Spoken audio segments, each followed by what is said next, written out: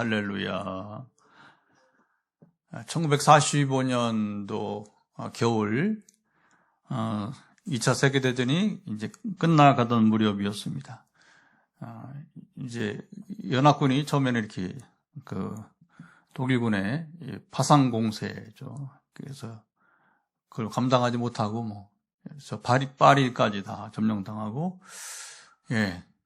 지난번 덩게르케 우리 그 구원 얘기했잖아요. 영국에서 그 연합군대 살리기 위해서 배를 어부들의 작은 배까지 동원해가지고 구출했던 이야기.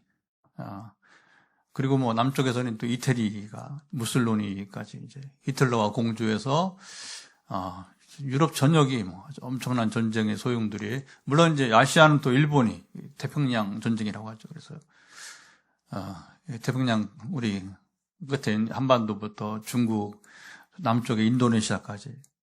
그래서 옛날에는 이제 태평양을 대동아 이렇게 해서, 그래서 대동아 전쟁, 태평양 전쟁이 일어났던 것이죠. 그런데 이제 동쪽은 이제 태평양 전쟁은 일본이 이제 하와이 이제 그 폭격을 한 다음에 미국이 이제 아주 더 집중해서 일본을 공격하고, 심지어 결국은 이제 그 진주만 이제 하와이 공격 때문에 이제 히로시마, 나가사키 이제 원자폭탄을 이제 터뜨려서 그 항복을 받아내는 거죠. 그래서 아시아 태평양 전쟁 끝나버리고, 서쪽은 그 연합군대가 다시 이제 기세를 모아서 서쪽에서 프랑스 쪽에서 이제 이렇게 동쪽으로 이제 몰고 가고, 그리고 동시에 이제 그 연합군에 참여한 군대가 이제 지금 러시아, 옛날 소련군이 또 이제 동쪽에 서쪽으로 이렇게, 그러니까 이제 독일군이 이제 양박. 전에는 파상공대로 막 동서남북으로 독일군이 엄청 기세를 펼쳤는데, 이제 전쟁이 길어지면서 연합군이 이제 기세를 잡으니까, 러시아 지역에서 이제 이 연합군 포로를 붙잡고 있던 독일군이 이제 독일 쪽으로 후퇴를 해야 되다 보니까, 그때에 연합군들이 이제 같이 움직이게 된, 포로들이 움직이게 된 때 이 이야기를 말하게 되는 겁니다. 이 연합군의 포로들은 동유럽의 얼어붙은 강 위를 걷고 있었습니다. 그래서 소련군의 그 진격으로 포로들은 눈 덮인 길 위를 끝없이 걸어야 했습니다. 눈은 막 허리까지 또 이렇게 쌓이고, 입김은 금방 얼어붙었습니다. 며칠째 제대로, 그렇죠, 이제 포로 소용소에서도 먹는 게 괜찮은데, 지금 막 이제 오히려 이제 소련군에 쫓기면서 거꾸로 이제 달아나야 되니까 제대로 먹지 못했고, 어떤 이는 군화조차도 이제 어디 갔는지. 전쟁이 그렇습니다. 그리고 이제 신발이 없으니까 천으로 이렇게 막 발을 감아서, 마치 붕대 감듯이 감아서 이제 걸었어요. 살아남았다는 기쁨보다는 당신은 앞으로 어떻게 살아야 할 것인가. 아직 죽지 않고 살아있긴 한데 너무 이게 삶의 처지가 척박한 것입니다. 두려움이 더 커지게 되었죠. 그때 포로 군대와 더불어서 동행했던 한 군목이 이 얼어붙은 강가에서 성경을 꺼내고, 그는 떨리는 목소리로 너무 막 실에 차 있으니까 이 군대를 향해서 시편을 읽기 시작했어요. 그게 마침 이제 오늘 12절 말씀 한번 같이 읽어보도록 할까요?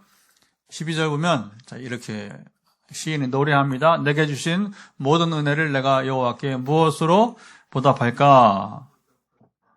자, 이미 독일군의 포로가 되었죠. 이번 러시아의 또 공격으로 또 이제 독일군에 함께 이제 또 이제 지금 퇴군을 해야 되죠. 그렇다고 이 독일 군들이 이 포로된 그들을 차량을 태워서 가는 것, 열차를 태워서 가는 것도 아니고 걸어서 이동을 해야 되는데, 그 실에 차 있는 사람들 향해서 군목이 이제 갑자기 성경을 펴서는 떨리는 목소리로 읽은 게 바로 이제 지금 12절 말씀이었던 것입니다. 이 말씀을 들으니까 어떤 이들은 울었고 어떤 이들은 하늘만 바라보고 또 누군가는 그렇죠. 또 이치에 맞지 않는 말을 하는 것처럼 보일 때는 누군가 또 그걸 중얼거립니다. 사람 사는 인생이 다 똑같은 거예요. 어디든지. 그래서 뭐라고 하냐면 우리는 전쟁 속에서 모든 걸 다 잃었잖아요. 모든 걸 다 지금 이제 잃었는데 무슨 은혜를 세어보라는 것인가. 그때 누군가 또 오늘 말했습니다. 그래도 우리가 살아있잖아요.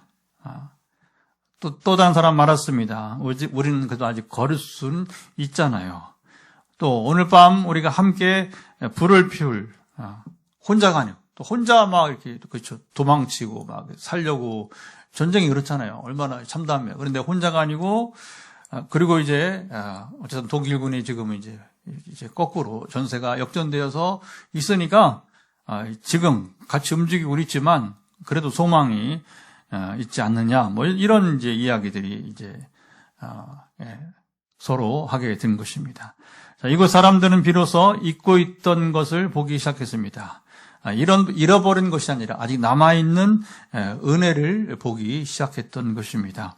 사람은 고통이 깊어지면 문제가 뭐냐면 은혜는 잊어버리고 뭘 바라보냐. 그동안 고통을 당하면서 잃어버린 것들, 현실적으로 내가 잃어버린 것들을 바라봅니다. 하나님이 이미 주셨던 것보다, 그 은혜보다 아직 지금 이제 고통 속에서 누리지 못하는 것, 그리고 받지 아직 없는 것만 세기 시작하는 것입니다. 오늘 시인은 그래서 사람들에게 묻습니다. 너는 지금 무엇을 세고 있느냐? 시인은 처음부터 감사하지 않았습니다. 찬양하지도 않았습니다. 사실 시인도 이제 아까 그런 환경 속에 있던 연합군대처럼 죽음의 문턱에서 떨고 있는 사람처럼 여기 시인이 여러분 노래합니다. 3절 보면 실제 이렇게 노래를 하는데 한번 읽어볼까요? 3절 보면 시인의 노래는 이렇게 됩니다. 사망의 줄이 나를 두르고 스올의 고통이 내게 이름으로 내가 환난과 슬픔을 만났을 때에 사망의 줄은 아실 것이고 스올은 지옥을 말해요. 죽음, 이 지하세계. 지하세계가 지하세계는 죽은 자들이 거하는 곳이니까 또 이제 또 지옥을 그렇게 또 이렇게 부르기도 하는 것입니다. 얼마나 절박했으면 시인은 자신이 바로 죽음이 밧줄처럼 자신을 칭칭 감고 있다 노래했겠습니까? 숨을 쉬려고 해도 조여오고 도망치려고 해도 이제 빠져나갈 수 없는 상황이었습니다. 마치 한 사람이 여러분 이제 바닷속에 수영을 하는데 그만 이제 그물에 걸려서 여러분 그런 거 보잖아요. 거대한 고래도 여러분 그물에 걸리면 그냥 몸부림치다 죽어버려요. 참 가장 비참한 게 그래서 이제 폐그물이요, 폐그물. 그 어부들이 그물을 쓰다가 그걸 걷어가지고 폐그물을 처리해야 되는데 그렇지 않고 바다에다 그냥 던져버리고 방치하다 보니까 그 그물에 사람이나 이제 물고기가 걸리면 빠져나오지 못하고 이제 거기서 발버둥 치다가 죽는 것이잖아요. 자, 우리도 살다 보면 어느 날 갑자기 우리를 조여오기 시작합니다. 병원에 갔더니 검진 결과가 충격을, 그렇죠. 우리가 어떤 이제 일이 있을 때에는 충격을 여러분 받습니다. 믿었던 사람이 말 한마디로 칼로 찌르는 거 더 아픈 심장을 찔러버리고 밤새 잠 못 이루고 뒤척이며 천장만 바라보는 날도 있습니다. 더 힘든 것은 뭐냐면 이 고난이 장기화될 때에 오래 지속될 때인 것입니다. 그래서 가장 안타까운 게 뭐냐면 지금도 이렇게 우리 기도하는 분 중에서 이게 고난이 10년 우리 최근에 우리 선교사님처럼 14년 이렇게 통증이 안 가시니까 이게 얼마나 참 시험인 것 같아요. 그래서 이제 계속 하나님께 물으면서 같이 기도하고 이게 원인이 뭡니까? 하면서 어떻게 하나님의 뜻은 무엇인지 본인도 물으러 하고 저도 이제 얼마 안 됐지만 이제 같이 기도하면서 이제 원인을 찾아가 보게 되는 거죠. 그리고 의사들 좀 잘 만날 수 있도록. 그러니까 지금 14년 동안 이 고통을 겪으면서 이 혈루병 앓는 여인처럼 이 온전한 의사를 만나지 못한 거예요. 그래서 참 이제 굉장히 가슴이 이제 아픈 상황이죠. 시인은 10절 또 이렇게 노래하고 10절 보면 또 이렇게 노래하고 있습니다. 10절 같이 읽어봅니다. 내가 크게 고통을 당하였다고 말할 때 나는 믿었도다. 고통은 원래 보이던 은혜가 이게 고통이 주는 이게 폐해가 뭐냐면 이제 이 단점이죠. 그리고 이제 고난의 유익도 있지만 이게 이제 우리에게 때론 치명상을 주기도 하는데 그것은 우리가 이제 그동안 우리가 기억하고 보이던 은혜가 보이지 않게 만듭니다. 따뜻한 햇살도 가족의 웃음도 하나님까지 지금까지 붙들어 주셨던 시간들도 다 흐릿해지는 겁니다. 사람은 아픔 속에 들어가면 받은 은혜를 세지 못하고 맙니다. 다시 상처를 세기 시작하는 거예요. 그동안 내가 손해봤던 거, 또 내 마음의 섭섭함, 그리고 잃어버린 것들을 세기 시작합니다. 그러면서 이제 속에서 막 부글부글 끓죠. 부글 끓면서 왜 나만 이런가? 왜 나만 이런가? 왜 하나님은 침묵하시는가? 자, 시인의 마음도 거의 무너질 만큼 지쳐 있었습니다. 시인도 꽤 장기적으로 지금 이제 고통을 겪었던 것 같습니다. 그런데 그렇게 절망 속에 있던 시인이 첫 노래를 이렇게 시작하고 있다고 하는 거예요. 1절, 거꾸로 1절을 한번 읽어보겠습니다. 자, 이렇게 오늘 노래를 시작합니다. 여호와께서 내 음성과 내 간구를 들으심으로 내가 그를 사랑하는도다. 여러분, 무슨 일이 있었던 것입니까? 이 시인에게 도대체 무슨 일이 있었던 것입니까? 자, 죽음의 줄이 묶여 울부짖는 사람이 어떻게 다시 여러분 하나님을 향한 사랑을 여러분 고백하게 되었습니까? 자, 잃어버린 것만 바라보던 이 시인이 어떻게 받은 은혜를 세기 시작했냐는 겁니다. 고통 속에는 보통 이제 아까 말한 것처럼 자기 잃어버린 거, 그렇죠? 막 이제 그동안 이제 겪었던 그런 자기의 부정적인 것들, 그런 걸 세기 시작하는데 이 시인은 반전되어서 어떻게 그는 이런 걸 이제 기억하지 않고 하나님의 은혜를 기억하고 참 놀랐잖아요, 그렇죠? 그 받은 은혜를 세기 시작했느냐는 것입니다. 자, 오늘 시인의 위기는 죽을 뻔했다는 데 있지 않고 진짜 위기는 살아난 뒤에 시작이 됩니다. 사람은 위기의 순간에는 항상 그렇습니다. 하나님을 찾습니다. 그렇죠? 병실에서 그러니까 이제 되게 하나님이 또 신기하게 그런 일을 중심으로 우리 교회가 섬기게 하는데 고난이 없으면 사실은 저를 만나지 않은 사람들 대부분 이제 현장은 좀 덜하지만 또 이렇게 지금 영상으로 같이 예배를 드리는 분들이나 전화로 상담 기도하는 분들은 거의 다 이제 지금 인생의 문제가 있기 때문에 저를 소개받고 그렇게 해서 빈내리 교회는 또 이런 특별한 섬김을 이제 하고 있게 됩니다. 그러니까 이제 그 위기의 순간에는 다 기도합니다. 응급실 앞에서는 눈물로, 그렇죠? 이게 그냥 뭐 응급실 가면 일반 병실이라도 빨리 갈 수 있도록 이제 사람 마음이 그런 거예요. 뭐가 이렇게 막 급해지면 어떻게 합니까? 조금 안정을 그래도 일반 병실에도 가면 조금 이제 그렇잖아요. 또 중환자실에 있다가 저도 뭐 2년 전에 수술도 해보고 중환자실에 한 열흘 거의 뭐 이제 그렇죠. 한 일주일 정도 중환자실에 있었던 것 같아요. 이제 조금 돌봄이 필요했던 것 같습니다. 뭐 특별한 증상이 있어서가 아니라 뭘 관찰하려고 했는지. 그러면 뭐냐면 뭐 일반 병실로 만 들어가도 그게 막 그죠. 훨씬 나으니까 그 마음이 되게 이제 급해지는 때가 됩니다. 그런데 이제 풍랑 속에서는 그렇게 두 손을 모아둔 사람이 폭풍이 지나가고 나면 그 마음이 굉장히 빠른 속도로 일상으로 돌아간다는 거예요. 시인은 이렇게 묻습니다. 내게 주신 모든 은혜를 내가 여호와께 무엇으로 보답할까? 이 노래는 단순한 감사의 표현이 여러분 아닙니다. 아주 두려운 질문입니다. 잘 주목해 보세요.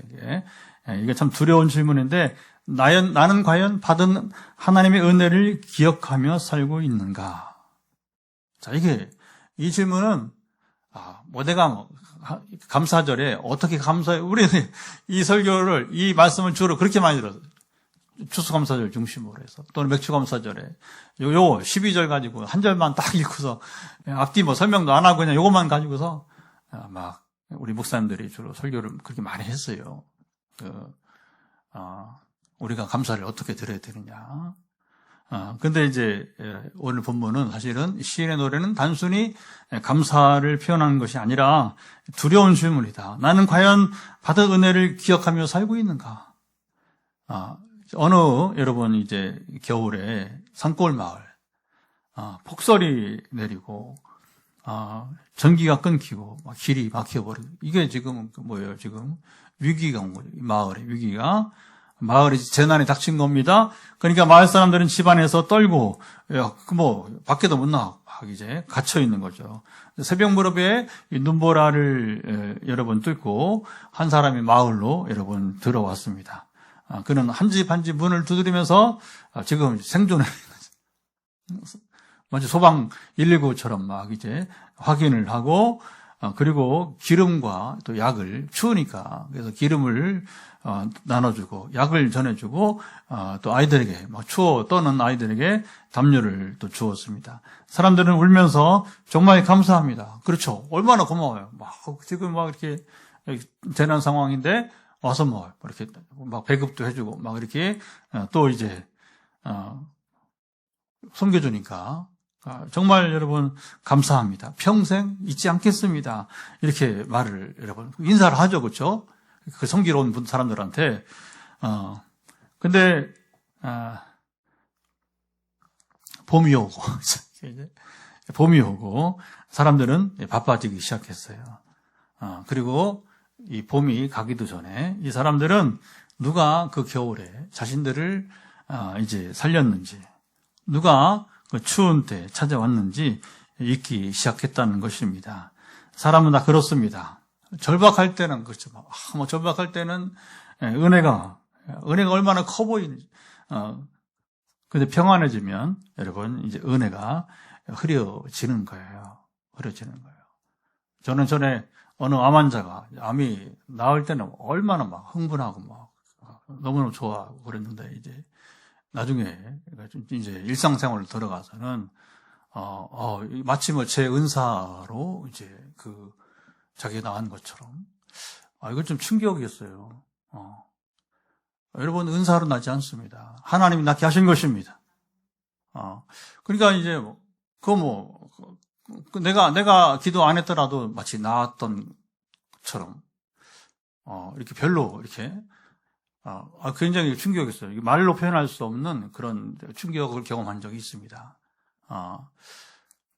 그게 참 어렵구나, 이게 살만하면, 이게 표현이, 살만하고 일상생활로 돌아갔을 때에는, 이제 자세가 많이 달라지는, 굉장히 이게 좀 말로 표현할 수 없는 그런 경험을 했어요. 그게 얼마나 큰 하나의 역사였는데.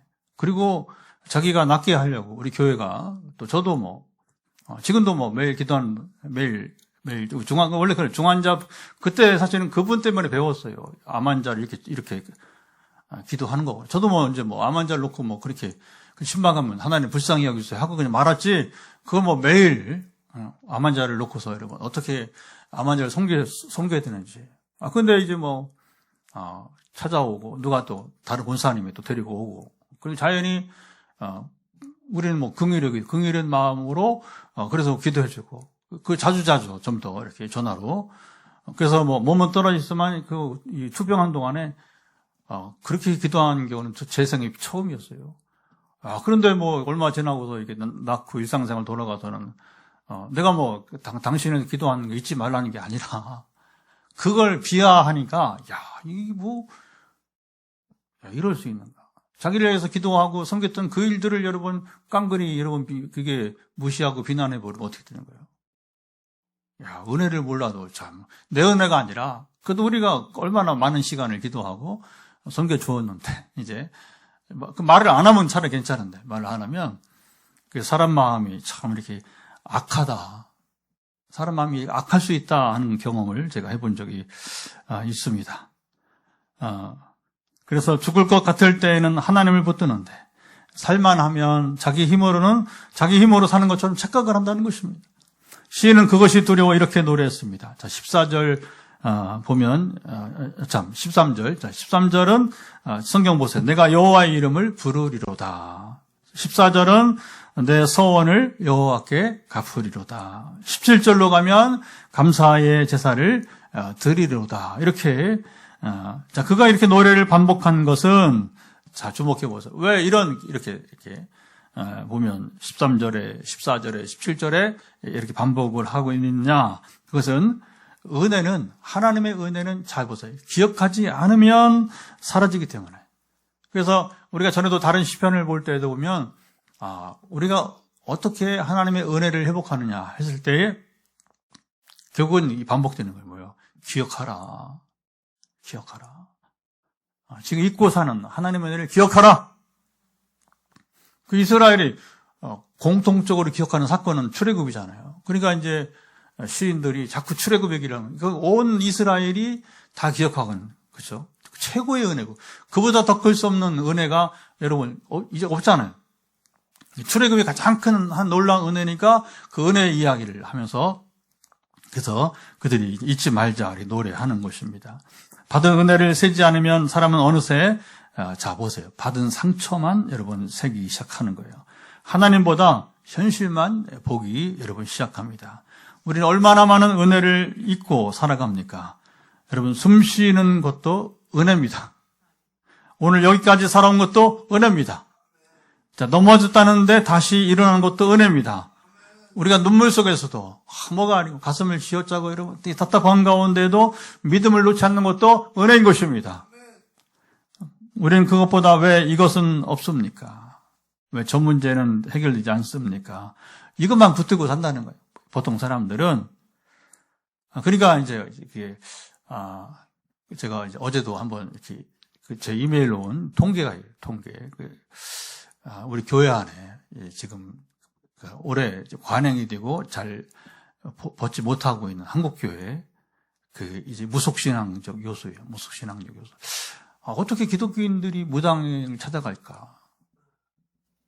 답답하니까 찾아가는 거예요. 그리고 이거 또 제가 얘기 안 했죠. 그러니까 굿을 할 수도 있다. 이런 사람도 한 17%예요. 17%. 근데 또 뭐가 있었냐면 이제 부적을 품고 다닐 수도 있다. 이게 30%는 거예요. 그 전에 막 믿어지지 않던 그 얘기. 더 구체적으로 지금 이제 이건 여러분 어느 한 사람이 만들어낸 얘기 아니라 이건 아주 과학적으로 리서치 이게 설문을 통해서 무작위로 샘플을 통해서 여러분이 이제 이렇게 작성된 거기 때문에 과학적인 여러분 그래서 이것은 신뢰할 만한 여러분 통계라고 하는 거예요. 자, 그러니까 어떻게 교회를 다니면서 무당을 만나서 상담할 수도 있고 점 볼 수 있다는 거죠. 그 다음에 굿판을 버릴 수도 있고 심지어 그리고 부적을 또 소지할 수도 있다. 이렇게 참 읽으면서 막 속이 이거 하나님의 이름을 망령되게 하는 이 사람들 이들을 어떻게 알고 근데 교회 안에 있다는 거예요. 교회 안에 왜 그럴까? 여러분 그런 것입니다. 이제 이 사람은 이게 그 안에 이게 이제 확신이 없으면 불안이 있으면 지푸라기도 잡으려고 하는 거예요. 지푸라기 잡으려고 하는 거예요. 교회에서 죄송하지만 이제 우리 교회 교인 중에는 없는 걸 알지만 모르지 뭐. 근데 뭐냐? 제가 이제 지금 이렇게 기도로 섬기는 분들 중에서 아주 유명한 목회를 잘했던 목사님이 다니는 교회에 출석하는 분이 있고 강남의 대형 교회 자랑하는 숫자도 자랑하고 아주 우리 멋있는 교회처럼 자랑하는 교회 성도도 있어요. 이게 잘 주목해 보세요. 그러니까 저를 비롯한 우리 목회자들이 저도 잘 못하는 게 있으니까. 그래도 저는 2010년 성령이 17년째 치유사역도 하고 귀신 쫓아내고 이렇게 영적 싸움을 또 경험하고 있지만 저도 잘 못하는 게 있잖아요. 부족한 부분이 있잖아요. 저도 완전한 결코 아니니까 오해하지 마시고. 그러니까 이 목회자들이 성도들을 상담을 못 해주는 거예요. 답답함을 풀어주지 못하는 겁니다. 그러면 그 상담을 들어주고 목회자가 풀어주면 왜 굳이 무당에 찾아가냐 말이야. 왜 굳이 여러분 구판을 벌어도 된다고 생각을 하냐 말이야. 교회 와도 해결 안 되니까. 왜 여러분 이 부적을 소지해도 된다고 이건 저는 정말 천인공노할 얘기야. 이건 정말 용납할 수 없는. 세 가지가 다 그런데 마지막에 또 그것이 나타났어요. 부적을 소지해도 좋다고 생각하는 사람들이. 그래서 이게 이런 얘기가 나머지는 나중에 너무 많아. 그게 어떤 건 55%까지 가는 것도 있어요. 이 샤머니즘에 무속신앙의 영향이 들어와 있는데 그것이 뭐냐? 전체 한국교회의 55%까지도 영향을 미치는 부분이 있어요. 그러니까 이게 속수무책으로 지금 한국이 거기다 한편 세속주의에 빠져가지고 쾌락주의에 빠져가지고서 그러니까 완전히 허덕이는 그 모습을 우리가 이제 좀 안타까운 모습을 보게 되는 것입니다.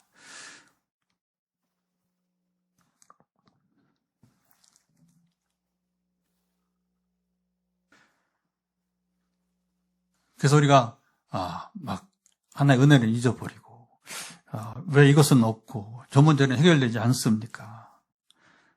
그게 너무 풀리지 않으니까.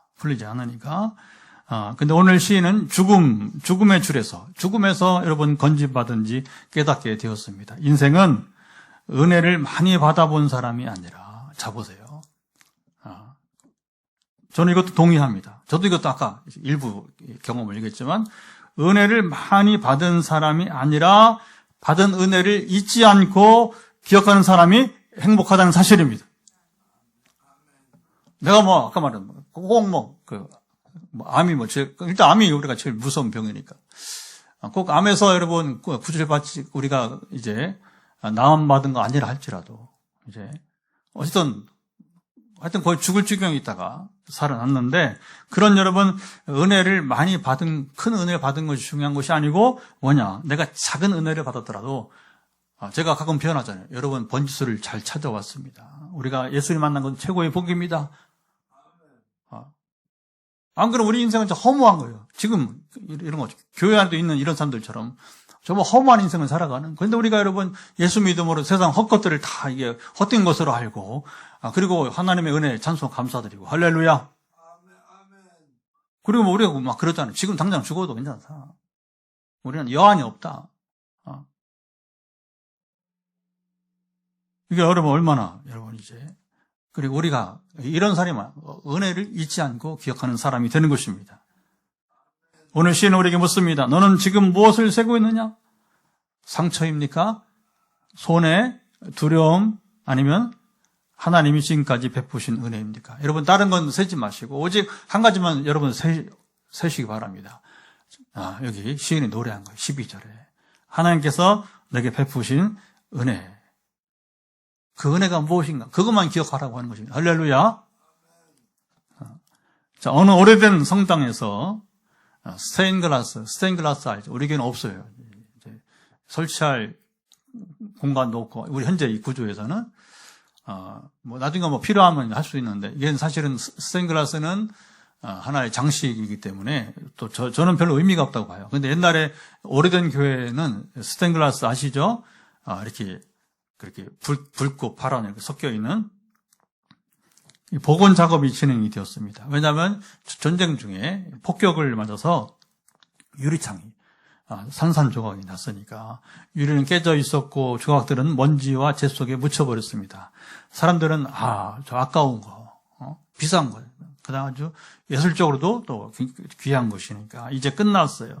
원래 모습으로 이제 저거 복원이 안 됩니다. 이렇게 이제 한 노련한 복원사가 이것도 또 유럽에는 그런 또 건축도 하지만 또 이런 무너진 것을 또 이렇게 회복시키는. 그 전에 여러분 우리 파리 집사님 두 분 이제 파리 갔었던 노틀담 사원이라고 우리 갔을 때는 재작년 갔을 때는 막 이렇게 그때 이제 공사했잖아요. 그게 보건공사 하는 거예요. 보건공사. 그래서 개방하자. 지금은 끝나서 다시 개방해서 노틀담 사원. 프랑스 파리의 프랑스를 대표하는 성당이죠. 사원. 예. 가장 큰 아주 대표적인 성당이 노틀담 성당인데 불이 나가지고 이제 그걸 엄청난 비용을 그래서 막 프랑스 시민들이 막 이제 헌금을 자원적으로 내고 자기네 보물 같은 건물이니까 우리 옛날에 남대문 이런 거 막 이렇게 불나면 아파하고 그렇죠 우리가 그 남대문 전에 불났었잖아요. 그러니까 그걸 또 복원하는데 그러면 시민들이 막 이렇게 또 자발적으로 돈을 내고 이렇게 하잖아요. 그때 이제 여기도 이제 한 노련한 복원사가 무너진 바닥에 무릎을 꿇었습니다. 자, 그는 잘 보세요. 어떻게 이 스테인글라스를 복원하느냐? 그는 유리 조각들을 빗자루로 쓸지 않았습니다. 장갑을 끼고 손을 다치니까 그리고 이제 손으로 하나하나 작은 유리 조각들을 주워 담기 시작했습니다. 너무 작아 보이지 않는 조각들까지도 이렇게 빛을 비추면서 챙겼습니다. 사람들은 아이고 저 사람 말이야 저 깨진 조각이 무슨 소용이 있냐 물었습니다. 그런데 이 전문가는 말했습니다. 빛은 완전한 유리만 통과하는 게 아닙니다. 자, 이게 이제 다른 거예요, 생각이. 전문가는 깨진 조각도 빛이 납니다. 그래서 이분이 이제 복원 전문가가 그래서 스테인글라스를 그냥 새 유리로 새 제품으로 이렇게 그냥 끼워놓은 게 아니라 전에 원래 1차 작품이었던 그 스테인글라스를 이렇게 마치 퍼즐 맞추듯이 그 작은 조각들을 다 모아서 붙여가지고서 복원을 했습니다. 햇살을 통해 깨진 조각마다 자 이게 보세요. 사람들이 보고서는 그게 원래 모습으로는 안 나와요. 그런데 이분은 복원을 어떻게 했냐면 옛 그대로를 완전하지 않지만 최대한 복원을 했다는 거예요. 그러니까 이제 되게 스테인글라스는 햇빛이 들어올 때 진가를 발휘하죠. 예술성이 나타났는데 그 깨진 조각마다 다른 색의 빛이 흘러내렸다는 것입니다. 자, 오늘 시인의 인생도 그렇습니다. 그의 삶은 한마디로 산산조각난 유리 같았어요. 사망의 줄이 그를 묶었고 스올의 고통이 이제 밀려왔고 마음은 무너져 내렸습니다. 하나님은 그 깨진 인생을 버리지 않으셨습니다. 하나님은 시인의 부르짖음을 들으셨습니다. 7절 말씀도 7절 노래를 한번 또 보겠습니다. 자, 이렇게 시인이 노래합니다. 7절 보면 같이 또 읽어볼까요? 내 영혼아 내 평안함으로 돌아갈지어다. 여호와께서 너를 후대하심이로다. 참 놀라운 노래입니다. 시인은 자 이제 여기 우리가 이제 한 절 한 절 자세하게 이 원문을 보면 시인은 지금 이 말을 자기 영혼에게 자기를 향해서 시인이 지금 말을 걸고 있는 거예요. 마치 길을 잃고 떨고 있는 여러분 아이의 손을 붙잡고 이제 누군가가 어머니든 엄마든 누군가가 이제 이렇게 위로하는 것처럼 걱정하지 마, 길 잃은 게 아니야 하면서 이렇게 이제 여러분 아이의 마음을 이렇게 안정시켜 주는 것처럼 자기 영혼을 붙들어오면서 자기 영혼을 스스로 하나님께 데려가는 것입니다. 그래서 내 영혼아 이제 돌아오라. 두려움에서 돌아오라. 절망에서 돌아오라. 상처만 세던 자리에서 돌아오라. 왜? 여호와께서 나를 후대하심이. 하나님은 나를 후대하신다. 7절. 하나님 우리가 완벽해서 은혜를 베푸시지 않습니다. 자, 이게 보세요. 그 종교는 이게 그 신의 은총을 받으려면 불교든 여러분 이제 이슬람이든 다 그래요. 다.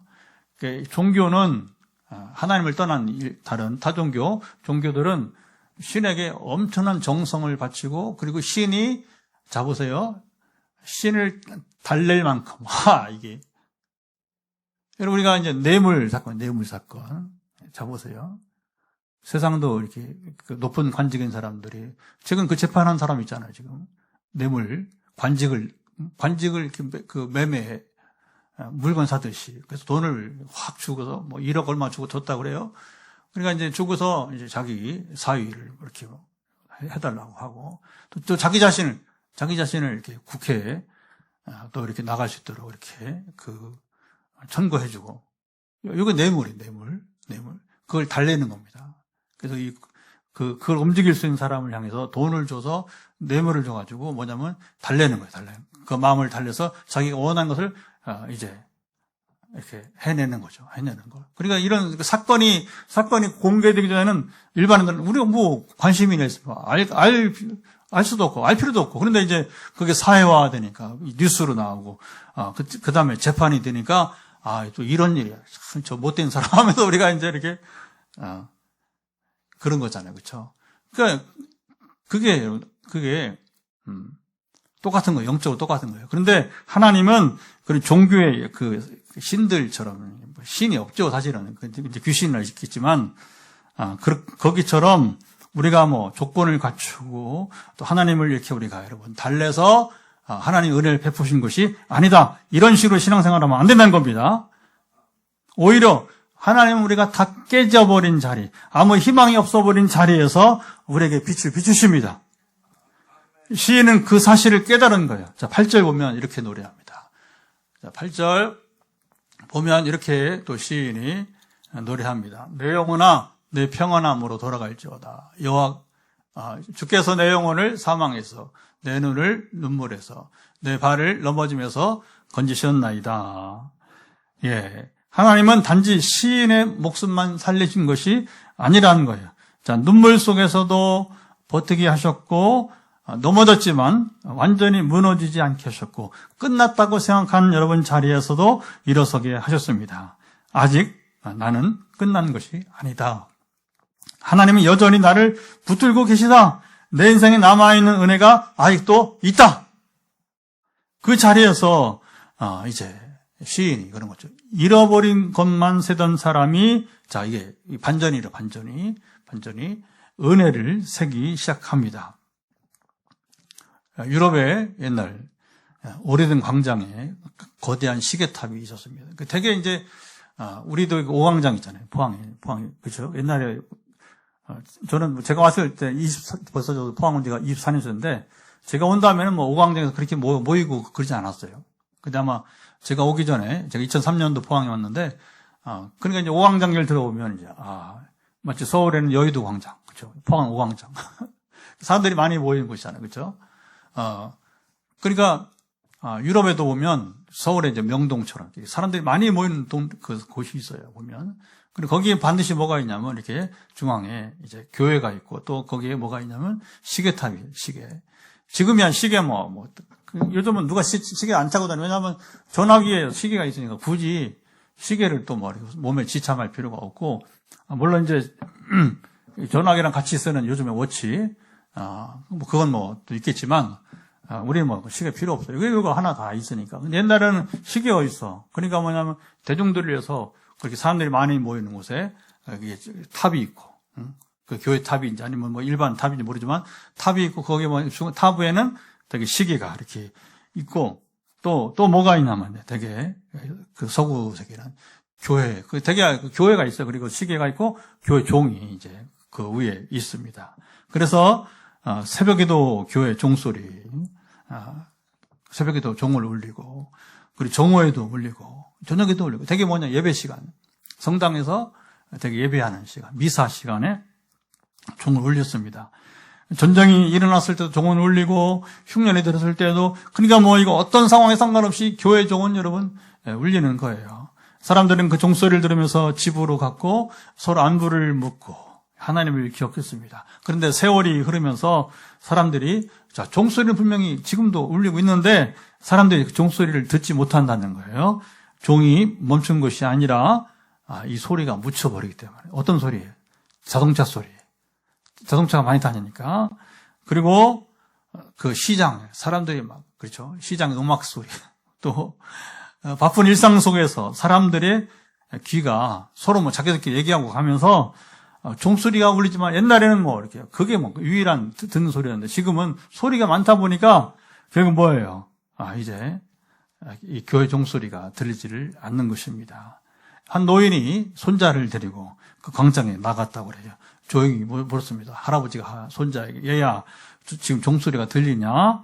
아이는 고개를 갸웃거렸습니다. 무슨 소리예요? 할아버지 무슨 소리예요? 그 노인은 잠시 눈을 감았습니다. 그리고 말했습니다.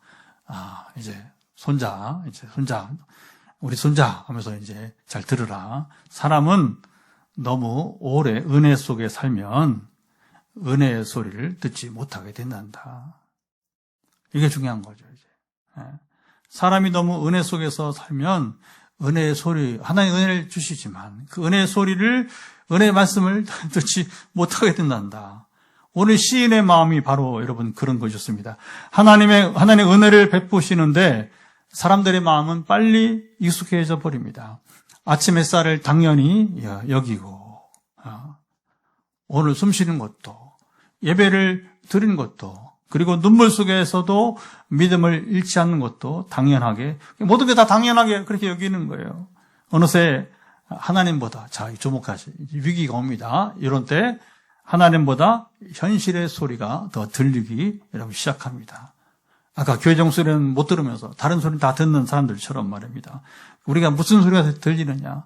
문제의 소리, 염려, 비교, 상처의 소리가 하나님의 은혜를 여러분 이렇게 덮어버립니다. 시인은 반복해서, 근데 여기 시인이 다른 게 뭐냐? 시인은 반복해서 이 상황에서 자기 영혼을 깨웠어요. 내가 여호와의 이름을 부르리로다. 내가 서원을 여호와께 갚으리로다. 감사의 제사를 드리로다. 은혜는 저절로 기억되지 않았습니다. 여러분, 감사와 은혜는 훈련하고 우리가 붙들어야 여러분 이제 사라지지 않는 것입니다. 그래서 우리가 매일 하나님의 말씀을 기억하라. 은혜를 기억하고 살아가야 되는 거예요. 그렇지 않으면 지금 같은 세상에서 여러분, 그러니까 기독교인 수가 점차 줄어가는 것은 뭐 일면 이제 한국 교회가 이제 아까 말하는 그렇게 세속화되고 쾌락수에 빠지고 또 이제 무당, 아까 말했지만 무당에게로 가게끔 할 만한 영적 무기력함도 있고 그거 다 사실이잖아요. 그러나 이런 것 말고도 사실은 비율로 봤을 때 더 큰 문제는 뭐냐면 이렇게 사람들이 하나님을 떠나 있다는 겁니다. 세상이 좋으니까 하나님께서 스스로 지금 여러분 멀어지고 있는 것입니다. 시인은 이제 여러분 이제 우리에게 묻습니다. 너는 지금 무엇을 듣고 있느냐? 세상의 소음이냐? 상처의 목소리냐? 두려움의 메아리냐? 아니면 지금도 조용히 울리고 있는 하나님의 은혜의 종소리이냐? 그러니까 사도 바울은 그렇게 하나님의 은혜를 경험하고도 자 보세요. 그는 죽을 때까지 자기는 지금 여기 이 땅 있는 것보다 하나님과 함께 있는 것이 좋다. 빌립보서, 그렇죠? 나는 지금 이 세상 떠나서 하나님과 함께 있는 것이 더 원하는 바이다. 할렐루야. 그러니까 사도 바울은 늘 이 땅에서 누구보다 충성스러운 하나님의 사람으로 복음을 전하고 자기 모든 걸 다 여러분 정말로 이제 진액을 빼기까지 그렇게 복음을 살아갔지만 그러나 마음은 항상 하나님께 가 있던 거예요. 그리고 제가 성경 통독을 지금 5주에 한 번씩 한다고 하잖아요. 이유가 있어요. 제가 바울을 보면서 내가 바울같이 살지 않으면 나도 그냥 세속주의 목사로서 그냥 한 직업인 것 같이 제가 가장 큰 충격이 뭐였냐면 이 개척한 지 10년 차잖아요. 이제 10월 30일 10년 차인데 개척하기 직전에 지금 장로가 된 우리 황 장로인데 그때 황 집사죠. 안수 집사였는데 목사님 그냥 봉급 받고 편하게 사시죠. 뭐 이렇게 힘들게 삽니까? 이게 참 마음이 아팠어요. 이게 목회자가 봉급 받고 편하게 사는 게 목회자인가 이제. 우리 나를 이해한다고, 나를 생각한다고 순진하니까 사람이 진짜 순진한 분이에요. 저보다 조금 몇 년 젊은 사람인데 근데 이게 그럴 수 있는 거예요. 그럴 수 있는 거. 근데 저로 하여금 그렇게 살지 않게 하는 원동력이 뭐냐? 사도 바울이. 그는 긴장의 끈을 놓지 않고 살았습니다. 여러분 바울 소설을 보세요. 바울 소설 보면. 그래서 자기는 이제 표대를 향해서, 죽을 때까지 표대를 향해서 자기는 표대를 잃지 않는, 그게 무슨 말이에요? 나는 긴장의 끈을 놓지 않고 하나님 관계 속에서 하나님 나라 안에 살면서 하나님 나라를 위해서 살아가겠다는, 할렐루야. 바울에게는 전혀 세속주의라든가 쾌락주의는 이게 먹히지도 않는 이야기가 되는 거죠. 오늘 본문의 노래에 있어서 시인이 다시 살아났다는 사실보다 더 중요한 것은 바로 하나님을 다시 사랑하게 되었다는 것입니다. 그래서 1절, 아까 여기에 1절로 시작이 되는 거예요. 여호와께서 내 음성과 내 간구를 들으시고 내가 그를 사랑하는도다. 고통이 끝났기 때문이 아니라 내 문제가 완전히 사라졌기 때문에 사랑한 것도 아닙니다. 죽음과 눈물 속에서 하나님이 자기와 부르짖음, 이제 자기의 부르짖음을 들으셨음을 깨달았기 여러분 때문입니다. 우리가 하나님을 먼저 붙든 것이 아니고 하나님 먼저 우리의 신음소리를 여러분 들으셨습니다. 세상은 강한 사람만 살아남고 넘어지지 않는 사람이 성공합니다. 성경은 다르게 말합니다. 하나님은 완벽한 사람을 구원하는 것이 아니라 부르짖는 사람을 붙드시는 분이십니다. 그래서 오늘 여러분 한 가지를 기억하면, 나는 지금도 부르짖고 있는가? 나는 지금도 부르짖고 있는가? 빛나리 교회가 소망은 뭐냐? 저로 시작해서 우리 여러분들이 부르짖는 자들이 사라지지 않는 겁니다. 부르짖음이 매일매일 그치지 않는 것입니다. 그래서 오늘도 예배 끝나고 우리 본당에서 또 여러분들 가정에서 음악을 들으면서 부르짖기 바랍니다.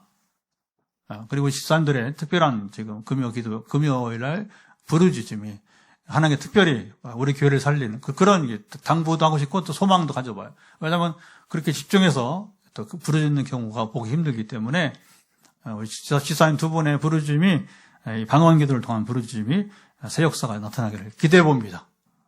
아멘. 오늘 우리가 중요한 건 뭐냐?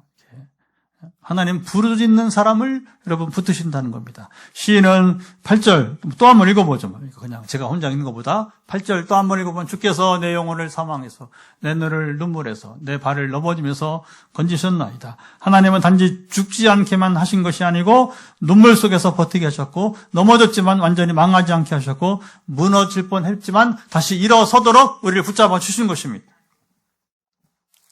시인의 노래는 예수 그리스도 안에서, 결국에 이 시인의 노래가 어떻게 성취되냐? 바로 예수 그리스도 안에서 이루어졌어요. 주님께서 십자가에서 우리 사망을 대신 짊어지셨습니다. 우리 대신 버림받으셨습니다. 우리를 살리기 위해서입니다. 우리가 절망 속에서도 노래할 수 있습니다. 시인은 또 7절 한 번 더 읽어봐요.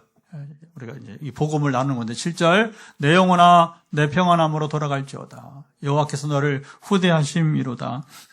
주님이 우리를 붙들고 계시기 때문입니다. 십자가가 하나님의 사랑이 여러분 끝나지 않았다는 것을 증거하는 것입니다. 부활은 우리의 인생이 끝이 아니라고 증거합니다. 세상은 계속 부족한 것을 세라고 합니다. 그래 만족이 없는 거예요. 야, 네가 뭐 잘났다고. 그러니까 자족하게, 만족하게 하지 않고 자꾸 뭐냐면 비교하게 하고 또 부족한 것을 세라고 하니까, 복음은 이미 받은 은혜를 보라고 말합니다. 용서받은 은혜, 살아있는 은혜, 오늘도 붙들리고 하나님의 은혜에 붙들리고 있는 여러분 우리 삶 끝까지 포기하지 않으시는 은혜의 말입니다. 시인은 내게 주신 모든 은혜를 내가 여호와께 무엇으로 보답할까 노래했어요. 은혜를 받은 사람이 자발적으로 드리는 사랑의 응답인 것입니다. 시인은 눈물 속에서 밤을 지새웠고 무너질 듯 흔들렸습니다. 하나님은 그를 버리지 않으셨고 그의 신음소리를 들으셨고 눈물을 보셨고 넘어지는 발을 굳건히 붙들어 주셨습니다. 시인은 내게 주신 모든 은혜를 내가 무엇으로 보답할까 노래했습니다. 시인은 엄청난 성공을 한 사람도 아닙니다. 모든 문제가 완벽하게 해결된 사람도 아닙니다. 그가 깨달은 것은 이게 오늘 노래가 주는 의미가 있어요. 그것은 내가 여기까지 살아온 것이 은혜였구나. 한때 넘어져서 그 죽을 지경까지 있었지만 다시 일어난 것이, 다시 이렇게 살아있는 것이 은혜이다. 눈물 속에서도 믿음을 잃지 않는 것이 은혜였구나. 우리 인생도 지나온 길을 돌아보면 끊어질 뻔했던 여러분 이제 순간이 여러분 있었습니다. 우리도 자빠져서 다시는 재기불능 상태에 이를 상황도 있습니다. 무너질 뻔한 날도, 포기하고 싶었던 밤도, 여러분 나만 그런 게 아니냐. 여러분 세상 모든 사람들이 그래서 뉴스를 보면 그걸 끝내 자기 인생을 스스로 포기하고 떠난 사람이 많아요. 그래서 그 뉴스를 보면 그 하단에 뭐가 반드시 그런 자살 기사죠. 소위 이제 그 기사 그 하단에 보면 반드시 뭐가 나오냐면 전화하라고 이런저런 말 못할 그래서 상담이 필요하다는 거죠. 그러니까 이렇게 인생을 포기하지 말고 한 번 좀 전화해라. 당신 살 수 있는 길이 있을 것이라고 이제 그게 뭐냐면 우리 기독교 생명의 전화이기도 하고 여러 있어요. 여러. 어쨌든 119에서 이렇게 또 상담 서비스 하기도 하고 여러 채널이 많아요. 채널이 많이 있는 것이죠. 하나님은 여기까지 우리를 데려오셨습니다. 시인은 9절 또 한번 읽어봐요. 9절 또 읽으면 이렇게 노래합니다. 내가 생명이 있는 땅에서 여호와의 앞에 행하리로다. 노래했습니다. 은혜 받은 사람의 참모습입니다. 은혜 받은 사람은 자기 힘만 믿고 살지 않고 기도하며 살아갑니다. 오늘 하나님 우리에게도 말씀하십니다. 잊지 말아라.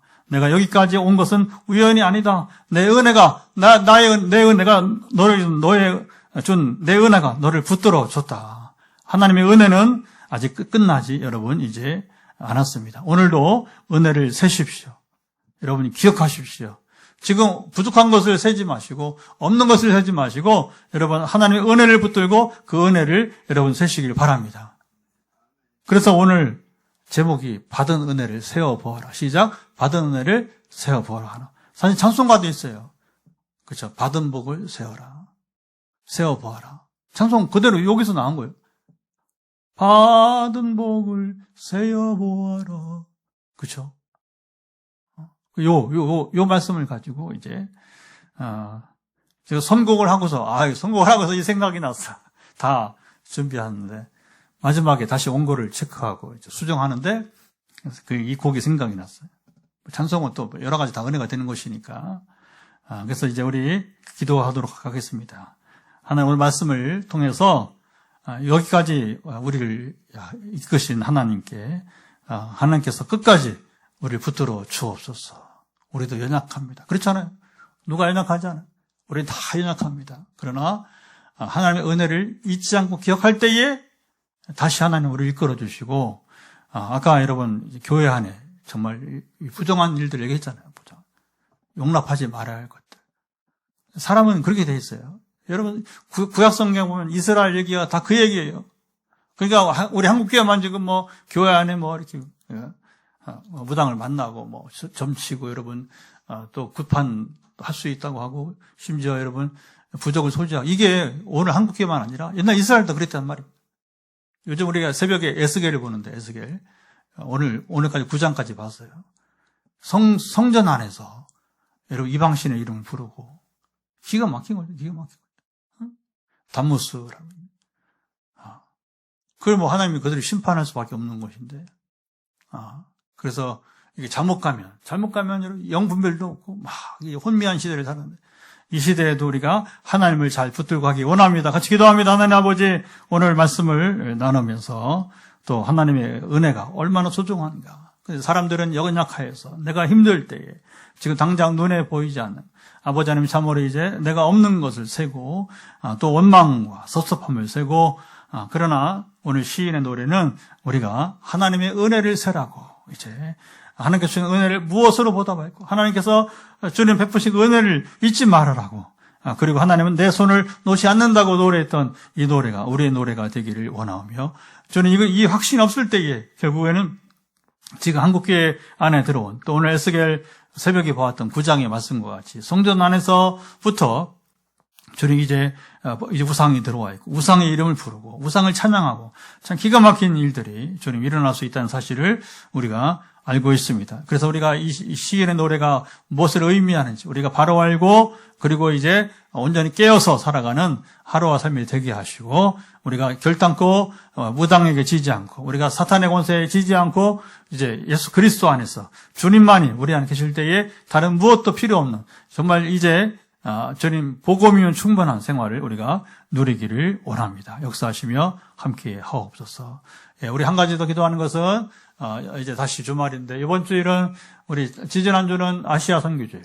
우리 치앙마이의 김장원 선교사.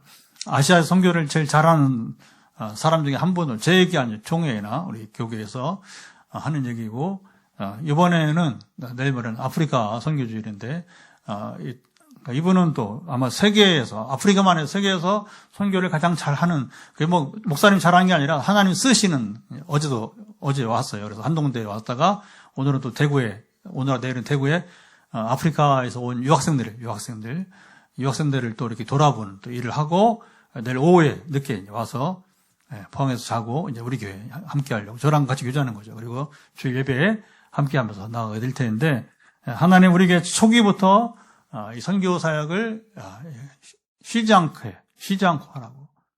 그래서 이제 어제 우리 김병 목사님하고 저녁 식사를 같이 하고, 또 이번에 또 아프리카 대학 총장, 한국에서 또 동양대라고 총장을 겸한 장로님인데, 퇴직을 하고 이제 작년에 마지막 퇴직을 하면서 작년 만났어요. 저도 이 장로님을. 그래서 이제 우간다 대학 총장으로 또 같이 왔어요. 어제 같이. 그래서 셋이서 같이 식사를 하면서 처음으로 그 장로님하고는 이제 이렇게 처음으로 대면을 한 거죠. 작년에 근거리에서 차를 마셨지만 그러나 이제 이렇게 만나면 처음이었는데 여러 가지로 이제. 그래서 선교사님은 30년 동안 아프리카 선교하고, 이 장로님은 또 이제 작년 총장직을 퇴직하면서 다시 또 아프리카 대학을 섬기고, 또 저는 또 순회 선교로 섬기게 되는데, 어쨌든 이 선교적 교회로 우리 교회 잘 나가도록 기도하시고, 또 24일 이제 일주일 남았죠. 24일은 우리가 또 총동원 주일, 우리 기본 초청주일인데, 유초청주일인데, 주일은 또 우리가 선교도 하지만 지역 전도가 이루어지이다. 그리고 최근에 나온 이제 우리 청년 있잖아요. 우리 연하자매 정착이 잘 되고,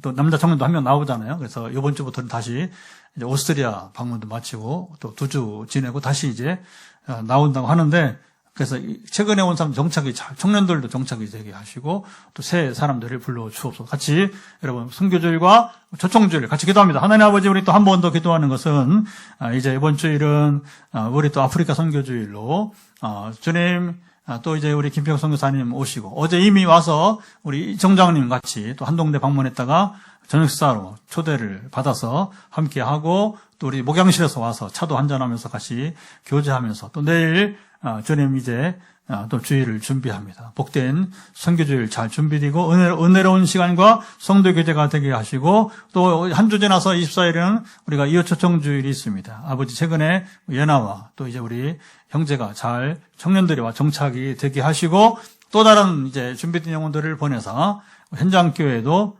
자라가는 일이 있게 하시고, 이 일들을 주님이 행하시옵소서. 자, 마지막 기도는 치유 기도입니다. 기도는 짧습니다.